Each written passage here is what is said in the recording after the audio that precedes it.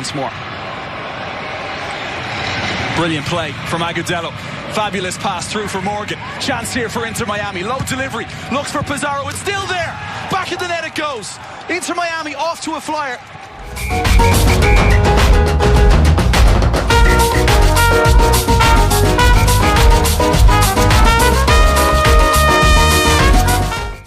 Hey, what's up everyone, and welcome to the latest edition of Miami Total Football. Inter Miami grabbed a historic win, the first ever road victory on Saturday night, defeating Atlanta United 2-1 at Mercedes-Benz Stadium. Inter Miami won off of two early goals, 2 goals inside the first 11 minutes of the match via Juan Agudelo and Brek Shea, but this was an overall true professional and team performance.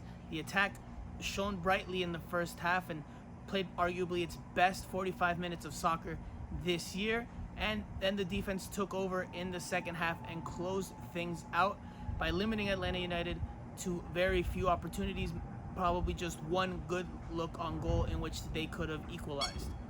As mentioned previously, Inter Miami's attack had arguably, but for me it was the best half of soccer that they've shown in this season. They finished the first half with 10 shots and 4 on target with 2 goals, and had 2 other goals disallowed for narrow offside calls. And it was just overall very solid, very effective play from the team. And what made the difference for the team, what allowed them to play as well as they did in the attack that maybe they haven't done so in recent games or in a lot of the previous games, was they were much better from the collective style of play.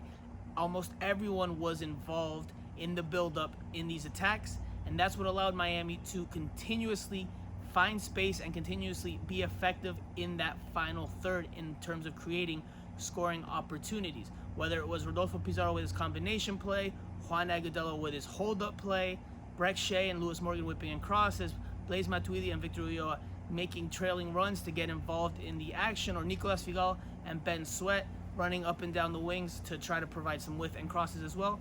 Almost every single player saw some of the ball in dangerous opportunities, and just the passing between them was better than it has been for much of the year. Now, it must be noted that Atlanta United is a team in transition, and they're currently going through a rough patch. So that has to be taken into consideration, the level of the opposition. But Inter Miami has been showing slow and steady progress in recent weeks, and Saturday's performance was the latest piece of evidence that the attack is improving and should improve, especially once Gonzalo Higuain is involved. Now, from an individual standpoint, there were plenty of bright spots in this one. In fact, there probably weren't many subpar performances. You could maybe point to Luis Robles for his flubbed clearance that led to Atlanta United's quick equalizer in the opening minutes of the match. But then again, Robles made a big save to preserve the lead in the second half. For me, there were 2 players that were a cut above the rest of the team. It was Juan Agudelo and Brek Shea.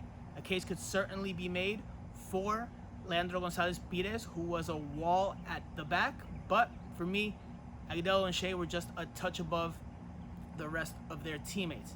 And it wasn't just because of the goals, it was because of what they gave the collective and what they gave through the style of play, through the run of play over the course of the 90 minutes. Let's start with Juan Agudelo.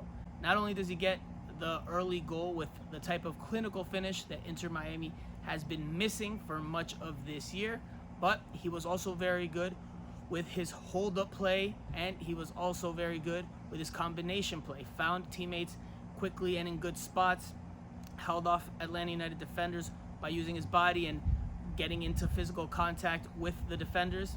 And also must be noted, he hit an incredible through ball to Lewis Morgan in space to set up that early opener that Agudelo scored.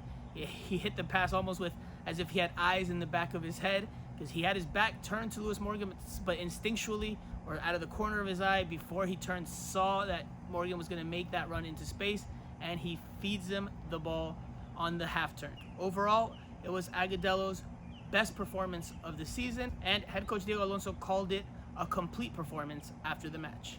A Juan Agudelo creo que hizo sí un partido completo, más allá del gol nos ayudó mucho al juego. Es un futbolista que interviene mucho en la asociación y que nos ayuda mucho a nosotros. I try to do as much as I can just to help the team. I mean, I thought I worked my butt off defensively today and didn't even have energy to attack sometimes. As for Breck Shea, he impressed despite not being at 100%. He is still working his way back from the knee injury he suffered last year when he was playing for Atlanta United, but is showing he can make an impact and is showing increasing strides, better strides with each game and with each passing minute that he gets on the field.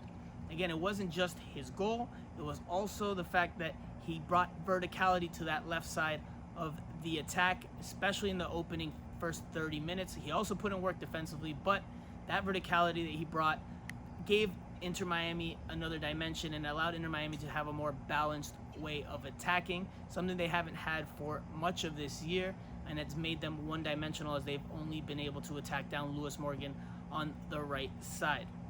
And Shea didn't whip in that many crosses in this one as he did a week ago in Orlando, but he scored a header yet again.